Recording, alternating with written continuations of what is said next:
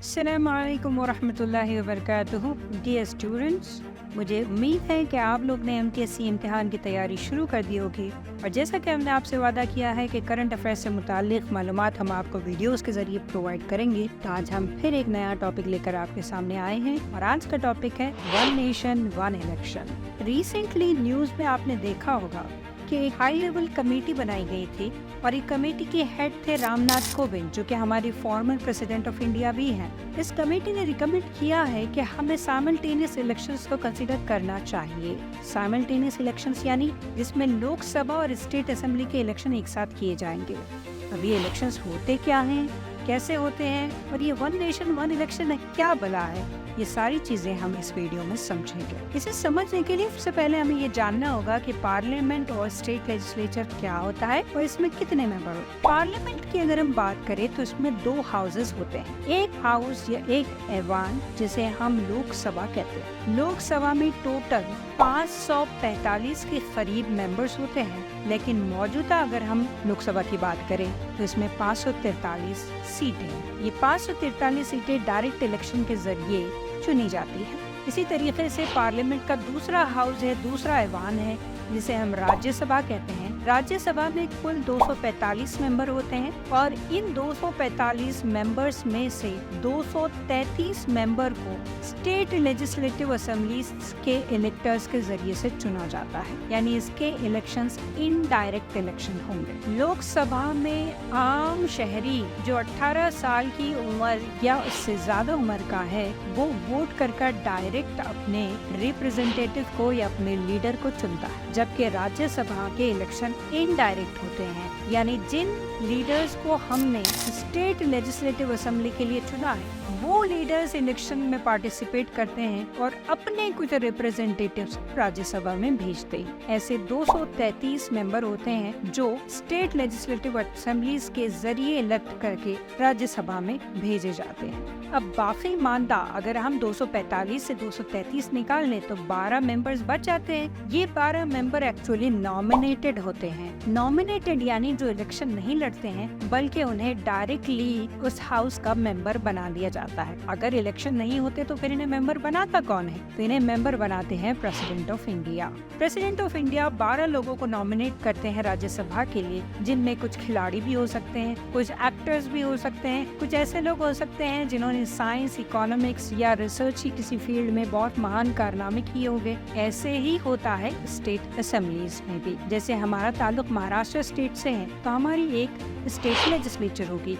उस state legislature के भी 2 हाउसेस हैं। जरूरी नहीं है कि हर रियासत में 2 हाउस हो, लेकिन महाराष्ट्र में 2 हाउस है। एक हाउस को हम विधानसभा कहते हैं और दूसरे हाउस को हम विधान परिषद कहते हैं। विधानसभा में कुल मिलाकर 288 सीट है और ये सीट डायरेक्ट इलेक्शन के जरिए से चुनी जाती है, जिसे हम असेंबली इलेक्शंस कहते हैं। दूसरा हाउस होता है विधान परिषद हाउस, जिसे हम लेजिस्लेटिव काउंसिल भी कहते हैं। इसके इलेक्शन इनडायरेक्ट होते हैं, जिसमें टीचर्स, ग्रेजुएट्स, ये अलग अलग लोगों के ग्रुप होते हैं जो इस इलेक्शन में पार्टिसिपेट करते हैं और विधान परिषद के मेंबर्स को चुनते हैं। महाराष्ट्र की विधान परिषद में कुल 78 सीट्स हैं, जिसमें से 68 को इलेक्ट किया जाएगा, यानी कोई न कोई इन्हें वोट देकर अपना मेंबर बनाएगा और बाकी मानदा 12 मेंबर्स को नॉमिनेट किया जाता है। जैसा कि हमने पार्लियामेंट में देखा है कि ये नॉमिनेशन प्रेसिडेंट ऑफ इंडिया करते हैं, वैसे ही स्टेट लेजिस्लेचर में ये 12 मेंबर्स नॉमिनेट किए जाते हैं गवर्नर के जरिए से। हर स्टेट का एक गवर्नर होता है और ये विधान परिषद के मेंबर्स को नॉमिनेट करता है। वन नेशन वन इलेक्शन का आइडिया दरअसल ये कहता है कि इलेक्शन की जो साइकिल्स है लोकसभा और स्टेट असेंबली की, इसमें वोटर्स को अलाउ किया जाए कि वो दोनों ही वोट एक साथ एक ही दिन में कर सके। यानी आप वोट देने के लिए जा रहे हैं तो आपने अगर आज मेंबर ऑफ पार्लियामेंट के लिए वोट दिया है तो आज ही आप member of legislative assembly MLA का वोट भी कर दे। ये एक साथ करने का आइडिया कहलाता है one nation one election. Hindustan आजाद हुआ था 1947 में और इसके बाद पहली बार इलेक्शन हुए थे 1950s में। तब से लेकर 1967 तक हमारे पास एक साथ ही वोट होते थे, यानी इलेक्टर्स जाकर 2 वोट देकर आते थे, जिसमें एक वोट पार्लियामेंट या लोकसभा के लिए होता था और दूसरा वोट विधानसभा के लिए होता था। लेकिन 1960s में अगर अप्रोक्सीमेटली कहा जाए तो 1967 के बाद कई सारी असेंबलीज को बीच ही में डिसॉल्व कर दिया गया, यानी उनके 5 साल का टेन्योर मुकम्मल नहीं हुआ और किसी न किसी वजह से उन्हें दरमियान में खत्म कर दिया गया। उसके बाद से से इलेक्शन की जो एक रफ्तार थी वो चेंज हो गई या तब्दील हो गई। अब ये जो तब्दील शुदा रफ्तार है इसे दोबारा एक साथ लाने की कोशिश की जा रही है वन नेशन वन इलेक्शन के तहत। कुछ लोग हैं जो कहते हैं कि आइडिया बहुत अच्छा है और कुछ लोग कहते हैं कि नहीं, ऐसा नहीं किया जाना चाहिए। तो अगर हम कहते हैं कि वन नेशन वन इलेक्शन का आइडिया अच्छा है तो हमें कुछ ऐसे आर्ग्यूमेंट्स देने होंगे जो इस बात को सपोर्ट करे। तो हम देखते हैं आर्ग्यूमेंट्स इन फेवर कि क्यों ये मामला अच्छा है। सबसे पहला आर्ग्यूमेंट ये दिया जाता है कि अगर एक साथ इलेक्शन कर दिए जाएं तो मॉडल कोड ऑफ कंडक्ट का जो असर है वो कम हो जाएगा। Model code of conduct election notification या इलेक्शन अनाउंसमेंट के साथ आ जाता है जब भी इलेक्शंस होते हैं। किसी किस्म का कोई बड़ा प्रोजेक्ट लॉन्च नहीं किया जाता। अगर इलेक्शंस बार बार हो रहे हैं, तो जनवरी में एक स्टेट का हुआ, फरवरी में दूसरी स्टेट का हो रहा है, मार्च में तीसरी स्टेट का हो रहा है और इंडिया में टोटल मिलाकर 29 स्टेट्स हैं। इतने सारे स्टेट्स के अगर अलग अलग इलेक्शंस होने लगेंगे तो फिर गवर्नमेंट कभी बड़ा प्रोजेक्ट अनाउंस कर ही नहीं पाएगी। तो ये मॉडल कोड ऑफ कंडक्ट अक्सर औकात तरक्की के प्रोजेक्ट्स या डेवलपमेंटल प्रोजेक्ट्स में डिले कर देता है या पॉलिसी पैरालिसिस कर देता है, यानी काफी दिन तक कोई बड़ा काम कर नहीं पाते हैं। तो अगर एक साथ इलेक्शन कर लें तो मॉडल कोड ऑफ कंडक्ट एक ही बार आएगा और बाकी बचे हुए औकात में डेवलपमेंटल प्रोजेक्ट्स या तरक्की के प्रोजेक्ट्स को लॉन्च किया जा सकता है। ये पहला आर्ग्यूमेंट। इसी तरीके से दूसरा आर्ग्यूमेंट दिया जाता है कि एक्सपेंडिचर यानी इलेक्शन पर होने वाला खर्च कम हो जाए। बार बार इलेक्शन कराने के लिए बार बार इंतजाम कराने होते हैं, बार बार सिक्योरिटी आपको लानी होती है, बार बार पोलिंग स्टेशन और बूथ को सेट किया जाना पड़ता है, ट्रैवलिंग चार्जेस होते हैं। ये सारे एक्सपेंडिचर बार बार न करते हुए एक साथ एक ही वक्त कर दिए जाएं तो काफी सारा पब्लिक मनी सेव हो जाएगा जिसे कुछ अच्छे प्रोजेक्ट्स के लिए इस्तेमाल किया जा सकेगा। ऐसे ही तीसरा आर्ग्यूमेंट दिया जाता है कि सिक्योरिटी फोर्सेस को अपने अहम कामों से हटाकर इलेक्शन सर्विसेज में लगाया जाता है, जिसकी वजह से हमारी सिक्योरिटी कॉम्प्रोमाइज हो सकती है। हो सकता है कि हमें कुछ आर्म्ड फोर्सेस को बुलाना पड़े जो बॉर्डर पे होने के बजाय हमारे इलेक्शन सर्विसेज में काम कर रहे हों। तो ये सिक्योरिटी फोर्सेस को बार बार डिप्लॉय करना पड़ता है जिसकी वजह से हमारी नेशनल सिक्योरिटी कॉम्प्रोमाइज हो सकती है। ये ना हो इसलिए एक ही साथ इलेक्शन कर दिए जाए। ऐसे ही चौथा आर्ग्यूमेंट दिया जाता है कि बार बार इलेक्शन की वजह से लेजिस्लेटिव वर्क यानी कानून साजी का जो काम है वो डिसरप्ट होता है या इसमें बार बार रुकावटें आती हैं और कुछ ऐसी पॉलिसीज बनाई जाती है जो एक्चुअली कारामद नहीं होती है बल्कि महज इलेक्शन के फायदे के लिए लाई जाती है, जिसे फ्रीबीज भी कहा जाता है। यानी हुकूमत लॉन्ग टर्म लंबे अरसे का फायदा ना सोचते हुए अपने आने वाले इलेक्शन का फायदा सोचती है और छोटी मोटी ऐसी स्कीमें लेकर आती हैं जिससे इमीडिएट लोगों को फायदा पहुंचे और लोग उससे खुश होकर उन्हें वोट दे दे। तो ये जो फ्रीबीज वाला मामला है, जैसे अक्सर स्कीमें लॉन्च की जाती है कि हम बहनों के लिए इतने पैसे देंगे या फिर हम स्कूल जाने वाली लड़कियों को साइकिल देंगे या फिर हम कॉलेज जाने वाले नौजवानों को लैपटॉप देंगे। इस तरह की स्कीमें लॉन्च की जाती है जिसका इमीडिएट फौरन फायदा हमें नजर आता है, लेकिन इसका लॉन्ग टर्म फायदा इतना ज्यादा कुछ नजर नहीं आता है। हालांकि यही पैसों को बचाकर कुछ लॉन्ग टर्म काम किए जा सकते हैं।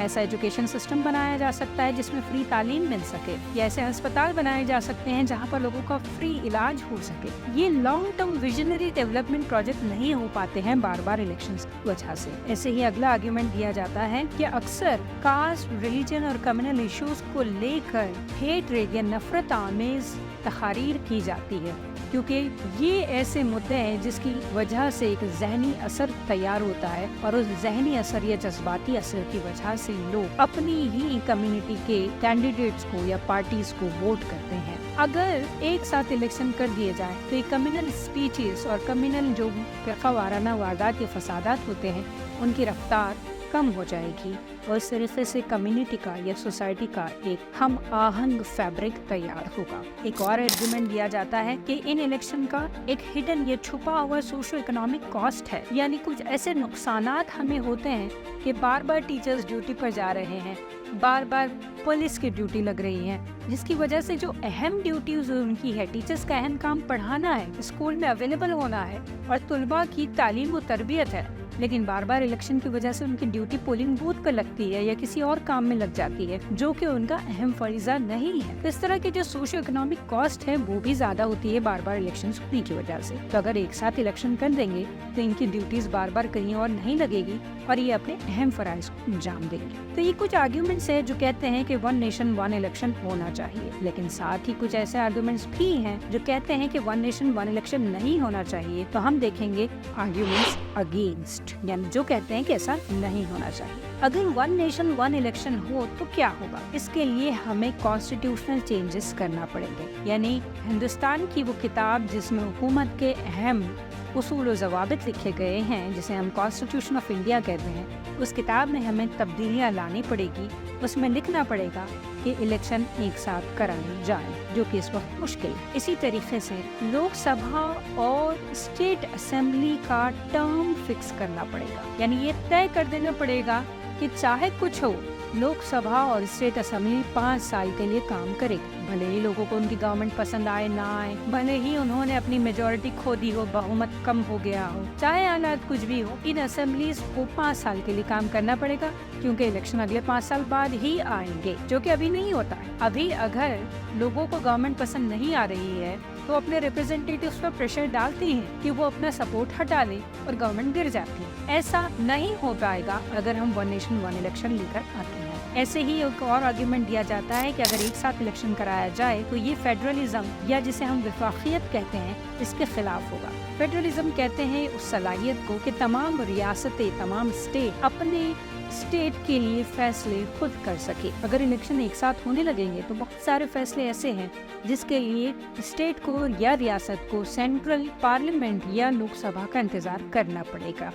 तो ये इनकी विफाकियत पर एक किस्म की बाधा डालेगा, रुकावट डालेगा। ऐसे ही आर्गुमेंट दिया जाता है कि वोटर्स की डिसीजन मेकिंग को भी कॉम्प्लिकेट कर देगा, यानी जो लोग जाकर वोट देने वाले हैं वो सही से फैसला नहीं कर पाए। उन्हें एक वोट डालना है लोकसभा के लिए और एक वोट डालना है स्टेट असेंबली के लिए। वो अपने मकामी इश्यूज को अपने कौमी इश्यूज या नेशनल इश्यूज से कंफ्यूज कर सकते हैं, या वो सही फैसला नहीं ले पाते हैं। ऐसे ही फ्रीक्वेंट इलेक्शंस अगर होते हैं तो गवर्नमेंट इन पावर या ऐसे कैंडिडेट्स जो इलेक्शन लड़ना चाहते हैं वो मुद्दों पर फोकस रखते हैं। अगर एक साथ इलेक्शन हो जाएंगे तो ये लोग बेफिक्र हो जाएंगे कि चलो अब 5 साल की बेफिक्री है, हम चाहे कोई काम करें या ना करें, कोई फर्क नहीं पड़ता। लेकिन अगर इसके बरखिलाफ अगर इलेक्शन हर थोड़े वक्फे पर होते रहे तो ये हजरात मुस्तादी से काम करते रहेंगे कि अगर मैंने काम नहीं किया तो अगले इलेक्शन में मुझे वोट नहीं मिलेगा। इसलिए बार बार इलेक्शन होना चाहिए, ना कि एक साथ इलेक्शन हो जाए।